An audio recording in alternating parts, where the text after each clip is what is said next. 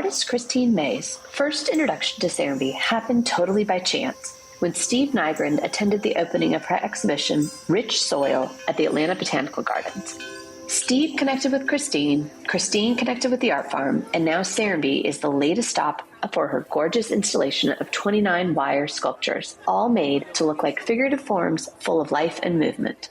They're located in the woods at Deer Hollow at Serenbe, and these pieces can evoke a number of things: feminine energy, agriculture, nature, soil, but individual interpretations are left up to the viewers themselves. In this episode, Steve and I talked to Kristine about finding rejuvenation in the woods at Serenbe, the path that led her to becoming a full-time sculptor, and the power of art in natural settings. Anytime you can put creative people together and play off of one another, that's always great. And, there's no better environment to do that in than such a natural, beautiful place like Serenbe. So I want to welcome everybody back to Serenbe Stories. Today, of course, we have Steve Nygren. Hey, Steve, how are you? Good afternoon. I'm great. We're so excited to talk with sculptor Kristine Mays today. Kristine, welcome to Serenbe Stories. Thank you. I'm excited. Yeah, well, everybody's got a story for this amazing pieces that you've installed at Serenbe.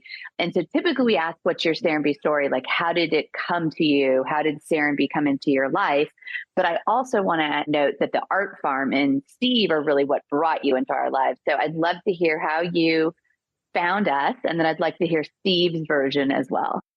Wow. I must say it was very organic and very much a surprise in the way in which I was exposed to Serenbe. I had my work on display at the Atlanta Botanical Gardens. There was a VIP reception one night, and so I flew to Atlanta for that and found myself interacting with a handful of people at the reception. And at one point, I was speaking with 2 or 3 ladies, and Steve was standing there. They were asking me questions about the work, and we were talking about it and sharing experiences. And I noticed that Steve was not talking.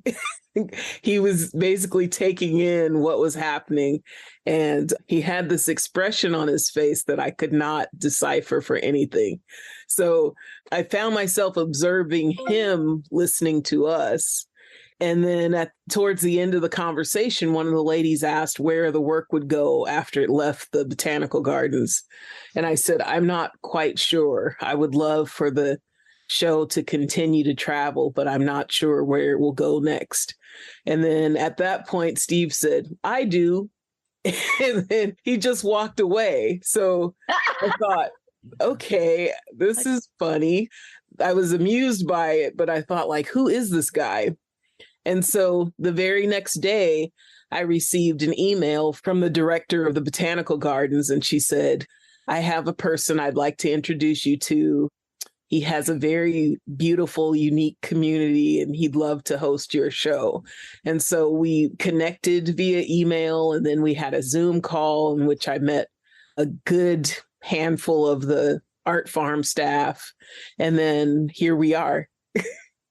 Amazing. And this was what, last spring? This was, yes, last spring. Yes. Yeah. Okay, Steve, your version. You're standing there and not saying anything. What were you thinking?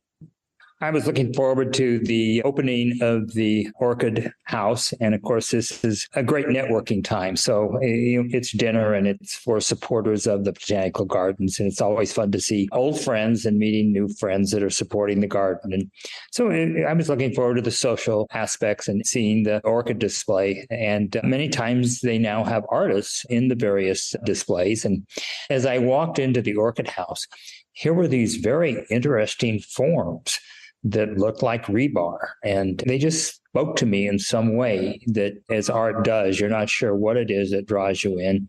But it was very interesting as I walked through and saw the various forms coming out of plants. And I was very curious about it.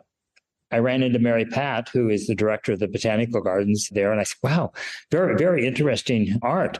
And she said, well, the artist is here. She's around the corner. You should go meet her. And so as I, came around, and of course, And Kristine had a big crowd around her, a lot of people wanting to talk to her. Meanwhile, while I'm standing in line to talk to her, I'm talking to other people that we've seen. So I finally get up and she's having an engaging conversation. So I'm certainly not going to interrupt. But the one thing that got me is she's expressing the art that's coming from the earth and the pent up feminine that's in the earth. There was something like that you said. And I said, whoa, that's so much what we're looking at Serenbe and the whole environmental movement. And it's the feminine movement. And of course, all the things we're doing with agriculture and soil health. And I had no idea that that's what was being communicated through these pieces of sculpture that I was just drawn to. And so that message obviously was coming through to me in a way where I had no idea. I just was looking at pieces of art, but I was moved by it. And so I was just fascinated with the conversation that was going on. It was basically with the other two women that were standing there. And so I think I asked a couple questions, but then I didn't want to take up her time because she had fans waiting to talk to her. But I knew I needed to go talk to Mary Pat. So that's what I did. I love it. And the rest pretty well falls into what happened next then was Mary Pat connected us. And now your sculptures are in our woods. They are. I know. Kristine, describe your work for our listeners, because we've talked a little bit about, Steve made a few mentions, but we really haven't described them. We'll put show notes and links to all of your work and the pieces, but tell us, what are they about? As far as materials, I'm using a heavy steel wire. It actually is a rebar tie. So lots of times rebar tie is used for like construction sites, and it's placed in the middle of concrete for foundations and used to mend fences. And so I'm basically taking the wire, which is on big 5-pound spools, and I cut them into hundreds of thousands of pieces that I loop and hook together in a way that creates shape and volume and form. And in the midst of that, the human form emerges. And so this show in particular is inspired by the Alvin Ailey dancers, and it's inspired by this thought of rich soil, which is the name of the show. I'm working with the idea of really giving honor to the people who have toiled the land and all of the blood, sweat, and tears that has gone into the land and into creating what we live upon, and what the United States is made up of, or any land or area is made up of. And so it's really giving honor to the ancestors. And my thought around it is that their spirits are rising up through the soil. And now that they don't have to labor anymore, their spirits can dance. And so that's really the expression of this joyful dance that's taking place. I love that. And is this the second place that it's been then? Botanical Gardens was the inaugural for the show, or was it in San Francisco prior? It actually started in the San Francisco Bay Area at Filoli Historic House and Gardens. And originally it was created for them. Oh. So in my mind, I was living in the present moment, and I didn't think of it going anywhere else. But it was discovered by a curator out in Washington, D.C. She's over at Hillwood Estates Museum and Gardens in Washington, D.C. So she asked if they could tour, if they could possibly send the work and have it on display. So it was there for 6 months. And then I must say, all of this has been very organic. It was there for 6 months. Towards the end of that show, the curator or the director of that establishment contacted her friend, who happened to be the executive director of the Atlanta Botanical Gardens. And that's how it ended up there. And so then the story continues. So this is the fourth stop. Oh, I love it. Yes. Okay. So we're going to set intention, because your pieces are here through the spring with us. Yes. And then it'll go to the Memphis Botanical Gardens after that. Okay. So we have a fifth stop already. And do you have a couple more planned, or? I don't, but it seems as if word is traveling. So it's been very beautiful to see the way in which it's very much a new show at each venue because of the environment that it's in, and also because of the context changes with each stop, and the community around it changes as well. So it's been very exciting to me because it really does reveal itself in a different way. Yeah. They're dancing across the country. They are. I love that. So when you came, you got to then stay at Serenbe for a bit. And I know you met a lot of people. Tell us about that experience. And I know our good friend Jemmy hung out with you quite a bit and kept your sculptures in her front patio for a while. Tell us just about your time here. It was incredible. I realized personally that I struggle to relax. And so that was quite an adjustment.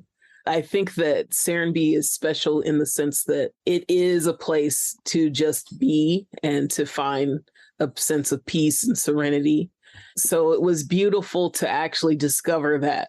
I felt like I came out of it with some personal growth in just the fact of being able to have a moment of pause and a moment of reflection. And so I think that was the most beautiful part of it. Of course, like, the community has been really beautiful. I met a lot of very welcoming people, and aesthetically, the place is gorgeous. And so it's just been, it was a very special, sacred time. Well, you know that when you're an artist in residence, you now are an alumni. And so you're always welcome back. And now you have all these friends who probably will come see other shows throughout the country. It's quite fun the way the residents connect with the different artists that come and stay and make new friends and relationships. Prior to your work in Rich Soil with these wire dancers, were you always working with wire and metal, or is this a new foray? Tell us a little bit about your trajectory of your work. I've worked with wire for 25 years now. I've been an artist my whole life. I started out as just a kid painting and drawing. And then throughout elementary school, all the way through high school, I always kept a sketchbook, and I would observe people and do a lot of people watching. And having lived here in San Francisco my whole life, I'm always around people and the hustle and bustle. So there's been lots of sketchbooks filled with drawings on the bus of various people on the bus. So I went from that to working with beads and making these long dangly beaded earrings. And then at that point, during this whole journey with searching for beads, I found the wire at a bead store. And so I just played around with the wire. And at that point, I still had this idea that I'd love to do more with my hands and to make something into a physical form. And so through experimentation, that's how I came upon creating what I create now. Were they smaller pieces originally, or were you always doing, because these figures are pretty much life size? Right. They were like hand size, like my original wire people were like 12 to 14 inches. And they were very whimsical and just sort of this process of wrapping wire around in spirals. But as I played with it, I realized I really wanted to capture a sense of movement and to capture a moment in time and to freeze frame that. So I experimented to find a way in which I could do that and create wire that looked fluid and had movement to it, but at the same time kept its shape. So that's what I've been able to do at this point. And you do it all by hand, right? So, I mean, you probably use some tools, but this is a hand process. And I would assume, or I'm going to guess, that that's pretty rough on your hands. And tell me about that, and how quickly can you build one of these, or do you need to take a lot of breaks? I use needle nose pliers, and I wear cotton gloves on my hands, and I use, really, it's just the wire, the gloves in my hands. And so I tend to sculpt 6 hours a day. At this point, I'm working as an artist full time. I work for 3 hours in the morning, and then I sort of have the middle of the day to do whatever else I'm doing. And then at night, I do another 3 hours. And I've found that helps me with regard to just being able to do what I enjoy and maintain the health of my hands. Yes, yes. And I love that you're a full-time artist. Is that a newer part of your life, or is that something that's been going on? Do you feel like these shows are kind of propelling you into that real opportunity to be full-time, which is phenomenal? Well, thank you. I've been full-time now for 10 years. Okay. And so much of what happens is organic for me. Originally, I worked at a private school and I completely loved that job. It was at a high school, loved the kids and the community and everything. And then they decided to downsize. So there I was searching for a job while at the same time continuing to make art. And the art opportunities became so abundant that it wasn't a matter of me saying like, oh, I want to take this leap and can I do it? I just sort of was moved into that space of taking on more and more opportunities. And then eventually, before I knew it, I was working full time as an artist. It's wonderful. And then sometimes just, that one door needs to close in order to opportunity to sort of open up for you. So when you did the pieces originally for the Historic House and Gardens in San Francisco, were the pieces always intended to be in a garden, in a natural setting? Yes, for this show anyway. In the past, I've always shown in galleries and indoor spaces, which is why some of the pieces are constructed with an open back. It's so that there's room enough to photograph it against a flat wall. I just don't think they come to life like they do when they're out in nature. I mean, it stands out as a piece of art on a wall, but man, when they're in nature, they start moving and dancing in a way that's very different than being hung on a wall. Well, thank you for saying that. I've noticed that too.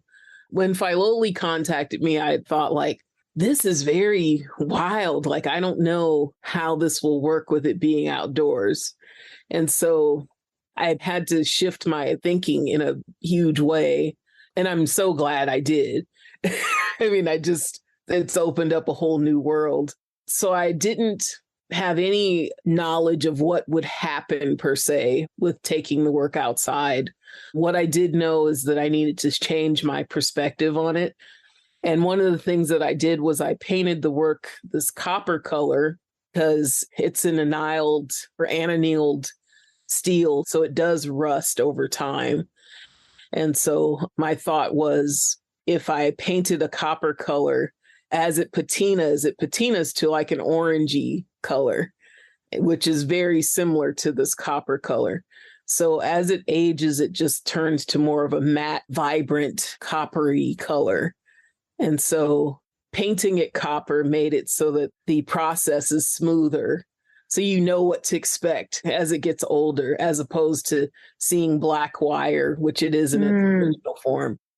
One of the things we know that people notice around here is our free range kids everywhere without the parents. And of course, we're working on programs now for free range elders. But when I was standing at your opening, I thought, oh, now we have free range art. With all the figures out in art, it's just a wonderful new experience to engage with art and sculptures in nature. Yeah, I love that free range art. What struck me, and I didn't realize, is that in Georgia and in the South, we have sort of this red clay earth. I thought that perhaps that was purposeful because it was coming to the South, but it started in San Francisco. And so to me, there's this multi-layered meaning behind it that really ties back into sort of that agriculture. And then your use of hands and then the hands of whoever's in the dirt is sort of fabulous. So there were, I want to say 29 pieces that came. Yes, is that correct? 29 pieces. Now, if somebody buys a piece from Serenbe, do they continue to travel or do you then just take 28 pieces to the next place? What happens?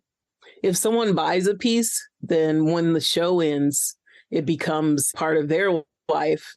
And what I do is I'll create more pieces that are integrated in. So once again, the show continues to change as it goes from place to place. And some of those changes have to do with the new work that gets integrated into it. Oh, that's wonderful. In California, a few pieces sold. So then when it went to DC, there was a new influx of work that is still in theme with everything. But it's sort of exciting because it makes its debut and joins the circle of dance. Yeah. So with each location, there's been at least one piece that cycles out and ends up having a home wherever the location is. No, that's really beautiful. It is. It's almost like you're picking up a friend and dropping off a friend. And right. Again, that dancing across the country with picking up new people along the way. Do you think that you will continue to work in this medium, in the wire? Are you interested in other types of wire, other types of metal? Or do you find that you're very taken with this and you'll continue to move in this direction? As far as I know, I'll continue to move in this direction. At this point, I used to say all the time, if I get bored, I'll just stop. And I haven't, I never grow bored with this. There's always something that excites me about it or that I feel challenged to create. So at this point, I will continue with wire. I still do experiment with other things when I'm not working with wire. I sew and I create little handmade dolls at times. And I consider working in other mediums as just playing around, like creative play for a warm up. So I think I will continue with that. I think at some point I'll end up learning other methods of working with metal, if that's at all possible. But for the meantime, this is my baby at the moment. Yeah, it's a wonderful one. So up next is Memphis, but that won't be till the spring. So we definitely, everybody, we're recording this in October of 2022. And I think your pieces will be here through March, April? That's correct. Okay, great. Perfect. And in the show notes, we'll point out where people can come visit them. They're open to the public, dawn to dusk. It is in sort of a green space park and there's not, a ton of lighting, but it is sort of beautiful in that dawn and dusk period. We had noted that there was an incredible opening due to weather and things happening. You had to go back home. So the opening got delayed, but these incredible dancers, Glow out of Atlanta, came and danced with the sculptures. I know people sent you notes about that, and Steve's mentioned a little bit about that, but anything you want to share about that concept? I don't know whose idea that was, Jemmy's or Janice Barton, who's the head of the art farm, or have you done that integration of art before? I have. In Washington, D.C., there were two dance groups, Dance Place and the Washington Dance Company. Both of those groups visited the space and looked at the work, and then they choreographed dance around it. And it was sort of their take on however they perceived the work, which I thought was very beautiful. And with Glow had an original take on the work as well. Very moving, very soulful, just really spiritual, it felt, to see them move around the work. So it's just been, for me, it makes me very emotional to think about it in the sense that finding a way to do what I find so fulfilling and then to have other people inspired by it and to see other mediums of art react to it. So we get this full integration of the senses. I think that's the part that really makes me feel emotional about it. I didn't get to see them personally. I did see a few video clips and I did get a chance to interact with Lori from Glow, and that was an amazing day. So like I said, I think that anytime you can put creative people together and play off of one another, I think that's always great. And, there's no better environment than to do that in than such a natural, beautiful place like Serenbe. One of the things we always ask everybody on Serenbe Stories is, in the time that you've spent here, what's your favorite thing that you've done or something that you would recommend to a new visitor that would come? I think I would definitely recommend that people just wander and take time to just explore. I think I was the most relaxed when I was on one of the trails in the woods. And I can't forget this image of looking up and seeing the sun streaming through the trees and all the shadows that were cast, and just the beauty of it really gave me a chance to just sort of exhale and relax my shoulders. So I would really suggest that people wander. And my second favorite thing was the blue-eyed daisy. So that's a definite memory for me. I think it's such a cute cafe, and everyone was so welcoming, and it was just sort of coming from a big city. It was amazing to see people walk in and say hello and greet one another by name. That's a memory that I'll have for a long time. And by the time you left, you were an honorary resident. I mean, people, knew you. And it's true. It was sort of wild to be wandering around and like, hey, Kristine. I know. It's a lot of fun. Well, Kristine, besides coming to see the pieces here and then keeping track of when Memphis is opening, how can our listeners support you? How can we follow you? Are you on social media? Do you have an email list, website? Where should we find you? The most active thing I have is my Instagram page, which is under my name, Kristine Mays. And that starts with a K. So Kristine, Mays, Mays. It's like the month of May with an S on the end. And then my website is under the same name, KristineMays.com. And those are the two main spaces that I move in. My website has all of my work on it, even though I must say the Instagram page is updated far more than my website is. So I can be reached at either of those places. Perfect. And I bet we'll get to see any updated pieces that get sort of integrated into either of the shows. I bet you'll be sharing those for us as well. Right. And I'm sure the art farm is going to make sure you're getting all the photos or videos, everything. And then hopefully maybe we'll get you back here when you uninstall and move them to Memphis. Definitely. So we can see you in person again and maybe really celebrate your work, maybe with a closing. Right. That's a definite plan at this point. Okay, good. Well, thank you so much, Kristine. It was a delight to see you. I mean, on Zoom here. Wish it was in person, but I hope you're enjoying San Francisco. We're thrilled to have the pieces through the spring, and thank you for honoring us with those. Well, thank you. And thank you, Steve, for taking this step into this grand adventure. I really appreciate you and just your vision for all of this. It's incredible. I often say our role is to just show up and stay conscious. And that was a good example. I had no expectations of anything other than having a nice conversation with old friends and seeing orchids. But the moment I saw the first piece of work, I just sensed there was something more going on. I wasn't even processing it intellectually, but emotionally, I suddenly stepped into a new space and I became more conscious. Your work truly communicates in deep, meaningful ways. And your personality comes through your work.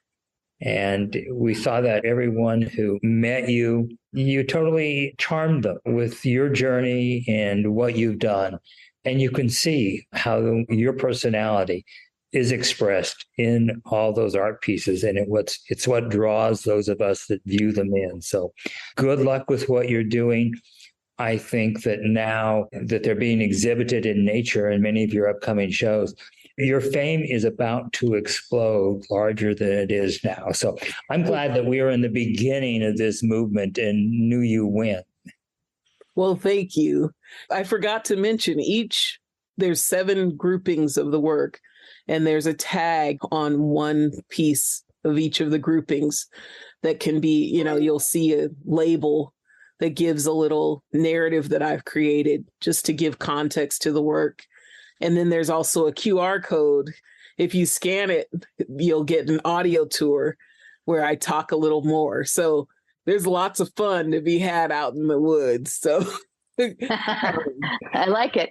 Bring your phone. Another thing is we were talking about really honoring these pieces of art. It became obvious that they had not found their correct footing in nature. It was the one thing that I saw at the Botanical Gardens is the stands. And so you shared with us your dream of what you would really like to have them sitting on in nature. And of course, Jemmy and the team here decided to make that a reality. And I think that's just another whole journey there of how Yes. We met you to help support the energies because we wanted to give them that dignity of having a frame to stand on. The frames are beautiful. I can't even say enough about them. The other thing that is exciting to me, it sort of made me giggle when we went out to the woods. They were so perfect in accordance to the trees that are out there. Just the fact that there are all these pine trees with these thin trunks, and then the stands look like the beginnings of that. And so it's just very incredible. And, I hope that lots of people get a chance to experience it. And I always say it's experiencing it as opposed to looking at it, because it's definitely an experience. You would have an experience if you went out to the woods in and of itself, but then to have the work there and this idea of these spirits dancing, it's very much a sensory thing. So I'm excited to see what happens and to see how people interact with it. It's going to be fun to think that as these might travel, their foundation from Serenbe might travel with them. That's exciting. Serenbe will always be a part. So true. Well, it's been fun chatting with you. Oh, it's definitely been a joy. I really appreciate this. I think we could talk all day. Definitely. Thank you again, and we'll let you know when it comes out. Sounds great. Thanks.